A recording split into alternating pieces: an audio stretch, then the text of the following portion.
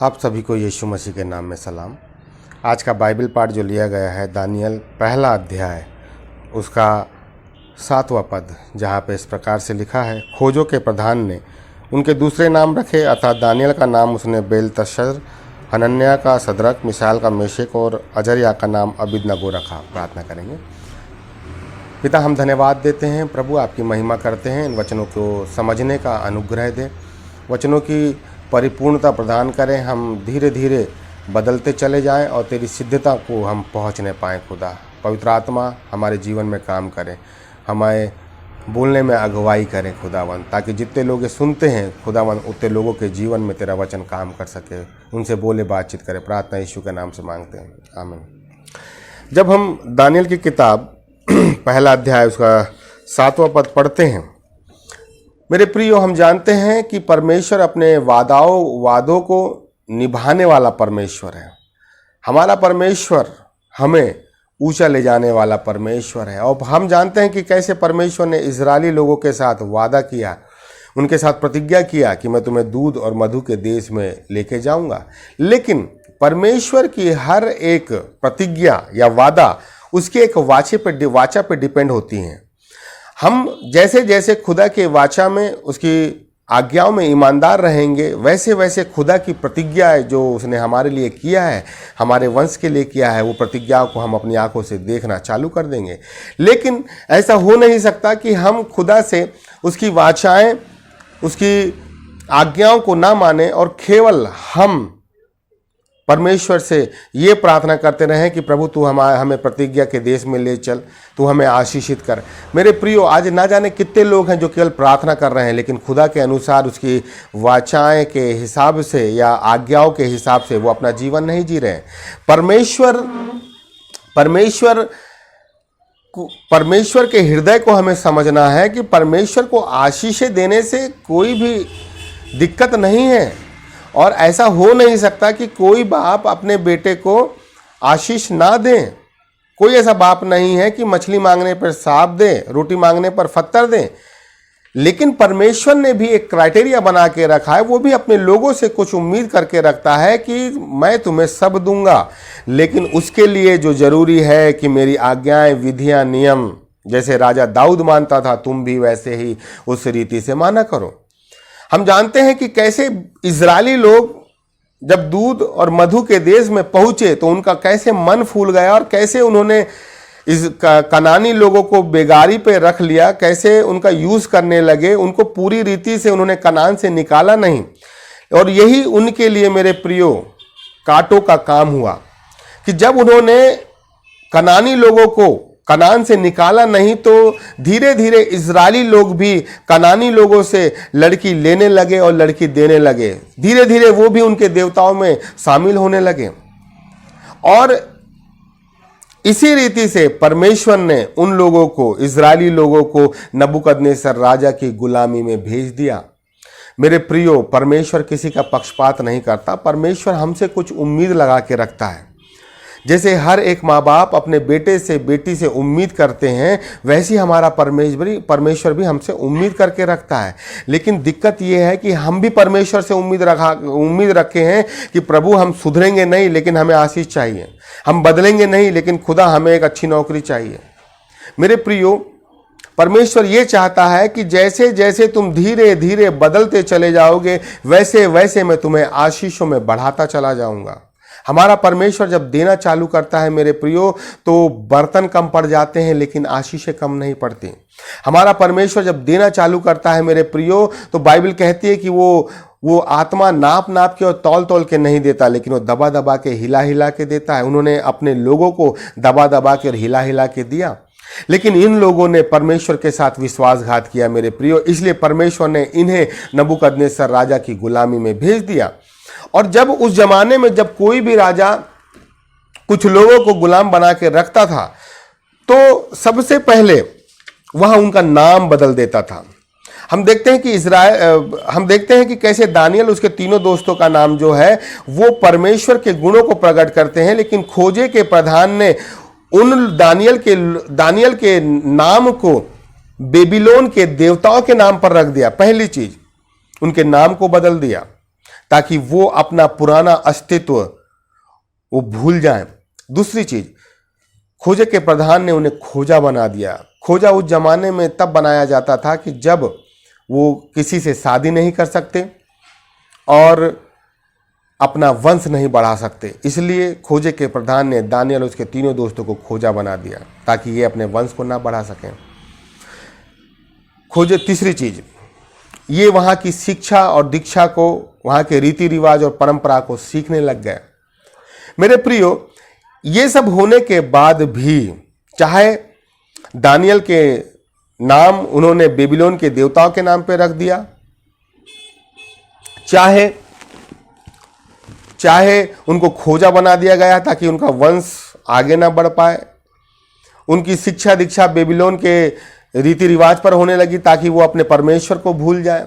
मेरे प्रियो, हमें इस बात को समझना है कि जब हम संसार में रहते हैं तो संसार भी हम पर प्रभाव डालता है, संसार भी हमें अपने हिसाब से ढालने की कोशिश करता है, संसार के हिसाब से कई बार हम ढलने लग जाते हैं।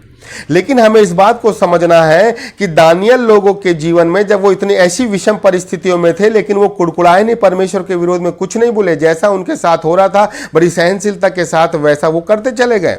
लेकिन जब बात उनके परमेश्वर पे आई, जब राजा ने ये घोषणा कर दी कि इस मूर्ति के सामने झुकना है, कोई प्रार्थना नहीं करेगा, तो मेरे प्रियो, ना तो दानियल ना दानियल के तीनों दोस्त ये माने नहीं, क्योंकि ये अपने ऊपर हो रहे अत्याचार को तो सहन कर रहे थे, लेकिन जब बात इनके परमेश्वर पे आई तो उन्होंने समझौता नहीं किया। और यही चीज हमें देखना है कि जब हम संसार में रहते हैं तो हर एक चीजों को हमें समझना है, लेकिन जब बात हमारे परमेश्वर पे आई, हमारे विश्वास पे आती है, तो हमें किसी भी रीति से समझौता नहीं करना है। हम समझौता कर लेते हैं। हम ना जाने नौकरी करते समय ना जाने हम कितने झूठ बोल देते हैं और आके उसी मुंह से हम परमेश्वर का धन्यवाद करते हैं। हम कलीसिया में रहते हैं, हम समाज में रहते हैं, ना जाने हम अपने किस चतुराई वाले दिमाग का उपयोग करके हम अपने आप को सेव करने की कोशिश करते हैं, परिस्थितियों के हिसाब से अपने आप को ढालने की कोशिश करते हैं। लेकिन प्रियो, हमें इस बात को समझना है कि हम कहीं भी रहें, चाहे हम गुलामी के देश में चले जाएं या हम स्वतंत्र रहें, हम विषम परिस्थितियों में रहें चाहे अच्छी परिस्थितियों में रहें, लेकिन जब बात हमारे परमेश्वर पे आए या हमारे फेथ पे आए तो हमें कभी भी समझौता नहीं करना है। दानियल के तीनों दोस्तों ने समझौता नहीं किया। उनके साथ जो होता गया उन्होंने उस चीज को कभी ठुकराया नहीं, लेकिन जब बात उनके परमेश्वर पे आई तो मेरे प्रियो वो खड़े हो गए कि हम तेरी मूर्तियों के आगे नहीं झुकेंगे। हमारा परमेश्वर आग से बचाने की सामर्थ रखता है और अगर वो नहीं भी बचाता तो भी हम तेरी मूर्ति के आगे नहीं झुकेंगे। ये फेथ है। आज हमारे जीवन में ऐसा फेथ क्यों नहीं है? आज हमारे जीवन में ऐसा विश्वास क्यों नहीं है? क्यों? क्योंकि हम डरते हैं, हम हानि उठाने से डरते हैं, हम नुकसान उठाने से डरते हैं। हम ये सोचते हैं कि नौकरी चली जाएगी तो हम क्या करेंगे, हम कैसे परिवार को चलाएंगे, हम कैसे मैनेज करेंगे। मेरे प्रियो, जो लोग ये सोचते हैं, मैं आपको बता दूं, वो समझौता कर लेते हैं। और जो समझौता कर लेता है ना, वो कभी आशीषित नहीं होता। हमें खड़े होना है। अय्यूब की पत्नी उसको बोलती, तू कब तक अपनी खराई पर बना रहेगा, तो अपने परमेश्वर के विरोध में बोल, लेकिन तब भी उसने मुंह से अपने परमेश्वर के विरोध में वो उसने कुड़कुड़ाया नहीं। हमें भी अपनी खराई में बने रहना और इस बात को समझना है कि मेरा परमेश्वर मुझे आशीषित कर सकता है। अगर मैं उसके वचनों में बना रहूंगा, मैं उसकी खराई में अपने विश्वास में बना रहूंगा, तो मेरा परमेश्वर मुझे इस परिस्थितियों से बचाने की सामर्थ रखता है। मेरे प्रियो, कई इतिहासकार कहते हैं कि सिंहों की मांद में करीब 100 से ज्यादा सिंह थे और दानियल उन 100 सिंहों की मांद में उसको ढकेल दिया गया। लेकिन आप ये देखिए कि वो अपनी खराई में बना हुआ था। वो गुलामी की अवस्था में रहने के बाद भी परमेश्वर के विरोध में खड़ा नहीं था। उसको खोजे बनाने के बाद, बेबीलोन के देवताओं के नाम रखे जाने के बाद भी, विषम परिस्थितियों में रहने के बाद भी उसने अपने परमेश्वर से समझौता नहीं किया। मेरे प्रियो, उसने परिस्थितियों से समझौता नहीं किया, लेकिन अपने विश्वास से अपनी खराई में वो बना रहा। और इस खराई में बने रहने पर यह हुआ कि परमेश्वर के स्वर्गदूत ने वो 100 सिंहों के मुंह को बंद कर दिया। मेरे प्रियो, अगर मैं आपको बता दूं कि हम जो अगर खराई में बने हैं और हमारे विरोध में 100 लोग भी अपना मुंह खोल रहे हैं या 1000 लोग हमारे विरोध में अपना मुंह खोल रहे हैं, हमारे लिए दिमाग चला रहे हैं, मेरे प्रियो डरने की बात नहीं है। यदि हम खराई में बने रहेंगे, यदि हम अपने विश्वास में बने रहेंगे, तो मैं आपको बता दूं वो 100 के 100 सिंहों का मुंह बंद हो जाएगा। हमें विश्वास करना है, हमें अंत तक अपनी खराई में बने रहना है कि प्रभु मैं तेरे साथ समझौता नहीं करूंगा, मैं अपने विश्वास में भले ही मर जाऊंगा, मैं अपनी हानि उठा लूंगा, मैं भले ही नुकसान उठा लूंगा, लेकिन खुदा मैं तेरे साथ समझौता नहीं करूंगा, क्योंकि मुझे पता है कि तू ही एक ऐसा परमेश्वर है जो मुझे सिंहों की मांद से और आग के भट्टे से बचाने की सामर्थ रखता है। मेरे प्रियो, यहूदा इस्करियोती ने 30 चांदी के सिक्कों में यीशु मसीह को बेच दिया। क्यों? क्योंकि वो नुकसान उठाना नहीं चाहता था। वो यीशु मसीह के साथ जिल्लत वाली जिंदगी नहीं जीना चाहता था, कुछ समय का अपमान नहीं झेलना चाहता था। लेकिन मेरे प्रियो, 30 चांदी के सिक्के में उसने यीशु मसीह को बेच दिया, वो इसलिए ताकि उसे फायदा हो। आज हम भी यीशु मसीह को कई जगह पर इस्तेमाल करते हैं, उसके नाम का हम इस्तेमाल करते हैं ताकि हमारा फायदा हो। कितने लोग, कितनी संस्थाएं आज यीशु के नाम का फायदा उठा रही हैं। मेरे प्रियो, ऐसे लोगों को भले ही संसार और संस्था से कुछ मिल जाए, लेकिन परमेश्वर की तरफ से कुछ नहीं मिलता। ऐसे लोग कभी आत्मा बचाने में सफल नहीं होते मेरे प्रियो। ऐसे लोगों की सेवा आत्मिक रीति से कभी ऊंची नहीं उठती मेरे प्रियो, जो परमेश्वर का फायदा उठाने के लिए उससे जुड़ते हैं या केवल फायदे के लिए जुड़े रहते हैं। परमेश्वर अपना आत्मा का बोझ उस व्यक्ति को देता है, परमेश्वर उसकी आत्मा की सेवा उस व्यक्ति को देना चाहता है। परमेश्वर उस व्यक्ति की सेवा को ऊंचा उठाता है जो परमेश्वर के साथ खराई से, उसकी प्रतिज्ञाओं के साथ, उसके वादों के साथ, उसकी वाचाओं के साथ बना रहता है। वो हानि उठाने को तैयार होता है, वो भूखे रहने को तैयार होता है, वो समस्याओं के आगे परमेश्वर के सामने घुटने टेकने को तैयार होता है मेरे प्रिय। और ऐसे ही लोग हैं जो खुदा के लिए कुछ कर गुजरते हैं।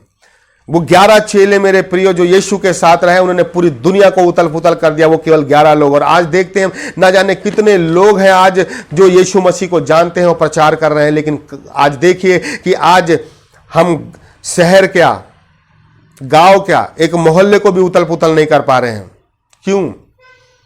क्योंकि मेरे प्रियो, चेलों लोगों ने ठान लिया था कि वो खराई में बने रहे, वो यीशु के साथ बने रहे मेरे प्रियो, यीशु के साथ सीखते रहे। और मेरे प्रियो, उन्हीं लोगों ने पूरी दुनिया बाइबल कहती है पूरी दुनिया को उथल पुथल कर दिया, केवल 11 लोगों ने, क्योंकि वो अपनी खराई में बने हुए थे, वो अपना नुकसान उठा रहे थे। वो फतराव किए जाने के बाद, अधमरी ऐसी स्थिति में भी रहने के बाद परमेश्वर के साथ को छोड़ नहीं रहे थे। ऐसी विषम परिस्थितियों में जाने के बाद भी, समुद्रों के जोखिम में, डाकुओं के जोखिम में, मृत्यु के जोखिम में जाने के बाद भी उन्होंने परमेश्वर के साथ कभी समझौता नहीं किया मेरे प्रियो, सुसमाचार के प्रति समझौता नहीं किया। और आज न जाने उस जमाने में 11 लोग थे जो पूरी दुनिया को उतल पुतल कर दिए, और आज न जाने कितनी संख्या में है जो प्रभु यीशु के नाम को लिए चल रहे हैं। लेकिन आप ये देखिए कि वो मोहल्ला तो बहुत दूर की बात है, अपने परिवार को भी उतल पुतल नहीं कर पा रहे। क्यों? क्योंकि वो समझौते भरा वाला जीवन जी रहे हैं। वो अपनी नुकसान नहीं उठाना चाहते, अपनी हानि नहीं उठाना चाहते। उन्होंने अपने आप को समझौते वाले क्षेत्र में रख के रखा है, और जो समझौता करके रखता है वो कभी भी अपने परिवार, अपने कुनबे, अपने घराने, अपने मोहल्ले, अपने गांव, अपने शहर को कभी बचा नहीं सकता मेरे प्रियो। हम कहां पर हैं? हमने कितनी आत्माएं बचाई हैं? हम क्या सोचते हैं? क्या आज भी हमारे जीवन में हम समझौता वाला जीवन जी रहे हैं? हम आज भी क्या केवल अपना फायदा चाहते हैं? हम समझौता वहां कर लेते हैं जहां हमारा फायदा हो, और वहां समझौता नहीं करते जहां हमारा नुकसान हो रहा हो।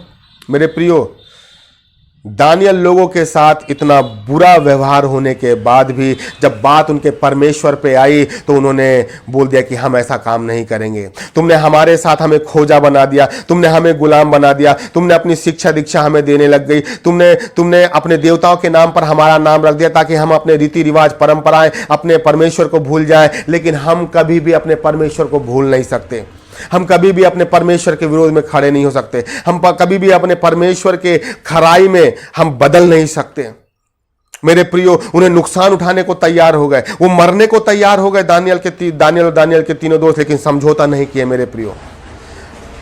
हमें भी इस बात को समझना है कि परिस्थितियां हमारे जीवन में कैसी भी क्यों ना आए, लेकिन हमें समझौता नहीं करना है। आप यदि समझौता करके अपने जीवन को ये सोच रहे हैं कि आप आत्मिक आशीषें पालेंगे, आप संसारिक आशीषें पालेंगे, आपका नाम फेमस हो जाएगा, आप बहुत ऊंचे पद में चले जाएंगे, परमेश्वर आपको आपके शत्रुओं से आपको विश्राम देगा, आप भूल जाइए कि कभी ऐसा होगा। परमेश्वर कभी भी समझौते जिसने किया है उसको कभी आशीषित नहीं करता। परमेश्वर उसको आशीषित करता है जो परमेश्वर के साथ खराई में बना रहता है। इसलिए मेरे प्रियो, अपने विश्वास में भले ही आप मर जाएं, लेकिन कभी समझौता ना करें। इसीलिए आप इस बात को देखने की कोशिश करें कि सदरक मेशक अबेदनगो ने समझौता नहीं किया। पूरा देश उस घुटनों को टेक दिया मेरे प्रियो मूर्तियों के सामने, लेकिन वो खड़े रहे कि हम नहीं टेकेंगे, और उन्हें आग की भट्टी में भेज दिया। लेकिन आप ये सोचिए कि जब आग की भट्टी में ये तीनों लोग वहां पर होंगे और परमेश्वर का पुत्र भी वहां पर अंदर था, जो बाइबल कहती है, तो आप ये सोचो कि उनके जूतों के बंद तक नहीं जले, तो इन लोगों ने उन आग की भट्टी में कैसा अनुभव किया होगा। उस आग की भट्टी में इन लोगों का अनुभव किस रीति से कैसा रहा होगा। मेरे प्रियो, परमेश्वर के आत्मिक अनुभव में वही व्यक्ति पहुंच सकता है जो समझौता नहीं करता, जो अपनी खराई में बना रहता है, जो किसी के सामने घुटने नहीं टेकता अपने परमेश्वर के सिवा में। मेरे प्रियो, इन्होंने आग की भट्टी में जाने के बाद भी आग की तपन को देखा नहीं, उसको महसूस नहीं किया, लेकिन वहां पर परमेश्वर के पुत्र को उसने महसूस किया। उन लोगों ने, आप ये देखिए, ये लोगों ने आत्मिक जीवन में आग की भट्टी के अंदर जो महसूस किया, वो आग के भट्टी के बाहर महसूस नहीं किया। आग की भट्टी के बाहर ये अपनी खराई में बने रहे, तब जाके आग की भट्टी के अंदर इन्होंने एक नए अनुभव को महसूस किया। यदि आप भी संसार में अपनी खराई में बने रहेंगे तो आत्मिक जीवन में एक नए अनुभव में आप जाएंगे। मेरे प्रियो, आप आग में भी जाएंगे तो आपके जूतों के बंद कभी जलेंगे नहीं। आप विषम परिस्थितियों में भी जाएंगे तो आपके जूतों के बंद खुलेंगे नहीं, लेकिन आप अपने मध्य में यीशु को पाएंगे। इसलिए मेरे प्रियो, आप समझौता ना करें, भले ही अपना नुकसान उठा लें, अपनी हानि उठा लें। मैं आपको बताना चाहता हूं कि परमेश्वर आपको कभी छोड़ेगा नहीं। जैसे उसने दानियल को नहीं छोड़ा, सदरक मेशक अबेदनगो को नहीं छोड़ा। मेरे प्रियो, जो खराई में बने रहते हैं, खुदा उनको कभी नहीं छोड़ता। परमेश्वर उनके हाथ को थामे रहता है। आप देखिए कि कैसे अय्यूब के जीवन में हम जानते हैं कि 1 अध्याय से लेकर 37 अध्याय तक परमेश्वर उनकी बातों को सुन रहा है, तब जाके 38वें अध्याय में परमेश्वर जवाब देता है। अय्यूब को यह लग रहा है कि मेरा परमेश्वर कहां गया, मैं तो अपनी खराई में बना हुआ हूं, मैं तो कोई गलत काम नहीं किया, मैं तो बलिदान चढ़ाता हूं, मैंने कोई बुरा काम नहीं किया, मैंने तो बहुत अच्छे अच्छे काम किए हैं, फिर मेरे साथ ऐसा क्यों। और परमेश्वर 37वें अध्याय तक अय्यूब और अय्यूब के तीनों दोस्तों की वार्तालाप को सुन रहा है मेरे प्रियो, और तब जाके 38वें अध्याय से परमेश्वर ने अय्यूब से बात करना चालू किया। हमें लगता है कि हमारी सिचुएशन में परमेश्वर हमारे साथ नहीं है, हमें लगता है कि ऐसी परिस्थिति में परमेश्वर हमारे साथ नहीं है, हमें लगता है कि ऐसी परिस्थिति में परमेश्वर पता नहीं हमारे साथ है या नहीं, हमें छोड़ के चला तो नहीं गया। लेकिन परमेश्वर वहीं पर रहकर हमें यह देखने की कोशिश करता है कि उस विषम परिस्थितियों में हम कुड़कुड़ाते हैं, बुड़बुड़ाते हैं, या परमेश्वर के विरोध में बोलते हैं, या ऐसी विषम परिस्थितियों में रहने के बाद भी हम अपनी खराई में बने रहते हैं कि खुदा, मैं तेरा धन्यवाद देता हूं इस विषम परिस्थिति के लिए, क्योंकि तू मुझे इस परिस्थिति से छुड़ाने की सामर्थ रखता है। मेरे प्रियो, जो समझौता कर लेगा वो कभी भी आशीषित नहीं हो सकता, लेकिन जो समझौता नहीं करता, खराई में बना रहता है, खुदा उसको संसारिक आशीष से ही नहीं लेकिन आत्मिक आशीषों का अनुभव में भी लेके चलता है। प्रार्थना करेंगे। पिता, हम धन्यवाद देते हैं इन वचन के सुनने वालों पर प्रभु तेरा आत्मा काम कर सके, और लोग प्रभु समझौता ना करे प्रभु जी, लेकिन अपनी खराई पर बने रहे। प्रार्थना यीशु के नाम से मांगते हैं, आमीन।